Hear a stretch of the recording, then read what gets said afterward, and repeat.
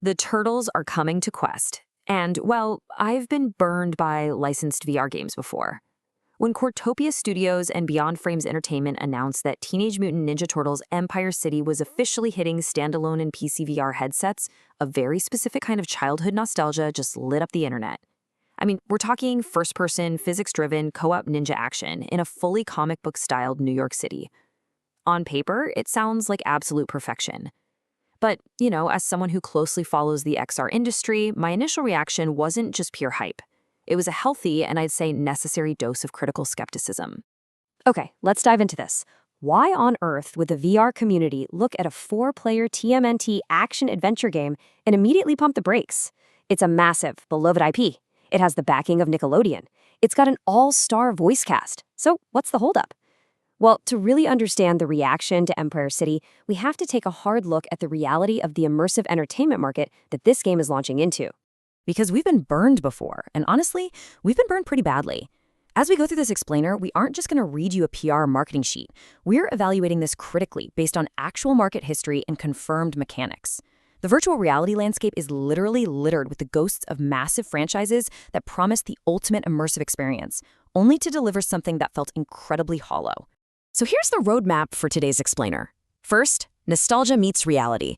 Then, what is Empire City? After that, the licensed VR problem. Next, keys to radical success. And finally, a fair, cautious verdict. All right, segment 1. What is Empire City? Let's look at the confirmed details. Let's run right through the spec sheet. The game dropped on April 30th, 2026 for MetaQuest, Steam VR, and Pico at a very reasonable $24.99. It's developed by Cortopia Studios, published by Beyond Frames, and absolutely crucially, it features up to 4-player cross-platform co-op. And narratively, they made a really smart choice here. You aren't just replaying the same old origin story again. This is set in a post-Shredder New York. Shredder is defeated, a huge power vacuum has opened up, and Karai has arrived from Japan to bring order to the Foot Clan entirely on her own terms. Creative director Ace St. Germain basically summed up their whole philosophy with this quote: Empire City isn't about playing one of the turtles so much as it's about being one of the turtles. This isn't your standard third-person brawler like Shredder's Revenge. No, this game is built entirely around deep first-person physical immersion. You look down, you have 3 green fingers. You physically swing Leonardo's katanas or Donatello's bow staff. You are literally inside the shell. And that physicality extends straight into how you move.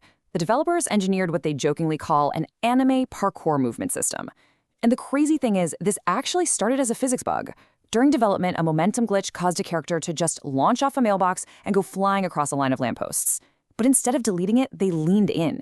They tuned that momentum so you can swing, jump, dash, and fling yourself across New York rooftops, building up incredible speed as you go. Okay, let's shift gears to segment 2. The licensed VR problem, a brief history of heartbreak. So the central issue here is what the industry calls the tech demo trap. Historically, major intellectual properties get adapted to VR, and they launch severely undercooked. They end up acting way more like 2-hour tech demos than fully realized games. We saw this with those early Marvel VR games, some of which have literally been delisted and wiped from storefronts altogether, and various Star Wars experiences.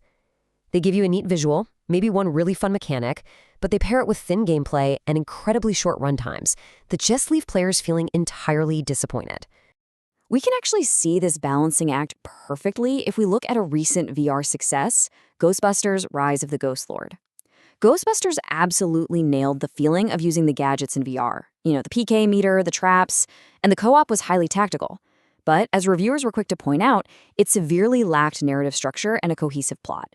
You were really just doing isolated missions. By contrast, TMNT Empire City is attempting to solve this exact issue by blending fluid, physics-based melee combat with an actual linear story campaign set inside a small-scale, open-world New York. They're trying to give you both the mechanics and the story. Moving on to segment 3. Keys to radical success. The survival blueprint. First and foremost, 4-player ninja co-op. I mean, it's the absolute obvious expectation for a Turtles game, right? If there are 4 brothers, we expect 4 players. And the game delivers on this childhood wish fulfillment perfectly by allowing cross-platform co-op. You can have one friend on Quest, one on Steam, and one on Pico, all hanging out in the exact same sewer lair. Cortopia smartly drew inspiration from incredibly successful VR social games like Dungeons of Eternity and Walkabout Minigolf, treating the co-op as a core pillar from day one rather than just a tacked-on afterthought. The second key to their survival is physics-driven combat. Let's strip away the hype for a second and get down to mechanics. In early VR games, players could just waggle their controllers really fast to register hits, mostly because there was zero physical resistance. Empire City completely ditches that. They implemented a system that requires actual velocity and arc. Weapons have simulated weight and inertia. You have to physically swing, physically block, and physically parry incoming attacks from the Foot Clan. It even uses a focus attribute system to trigger special perks, which gives the combat genuine mechanical depth instead of just frantic wrist flicking. The third key is the studio's pedigree. We really needed to know this wasn't going to be a flash-in-the-pan cash grab. And if we look at Cryptopia Studios' timeline, they have a solid, steady history of VR releases. We're talking Wands, Down the Rabbit Hole, Escaping Wonderland. Plus, they brought in Moon Mode Game Studio to collaborate on narrative design and custom tech. This sort of cooperative AAA studio approach is a huge green light. It proves they actually had the structural foundation to pull off an IP of this massive scale. Which brings us to segment 4. A fair, cautious verdict, the final assessment. The answer to whether they pulled it off really lies in this number right here, 76%. Upon launch, the game secured a 76% mostly positive rating on Steam. Now, is it perfect? No, definitely not. Reviewers and players actively called out some frustrating clipping issues, collectibles just floating in midair, and a few nasty progression-blocking bugs in the crafting tutorials.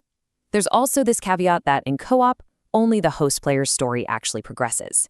However, despite these technical hurdles, which, let's be real, are pretty native to standalone VR processing, the core gameplay loop successfully landed. The weight-based combat is incredibly satisfying, the anime parkour is thrilling, and that cel-shaded comic book aesthetic hits the nail right on the head.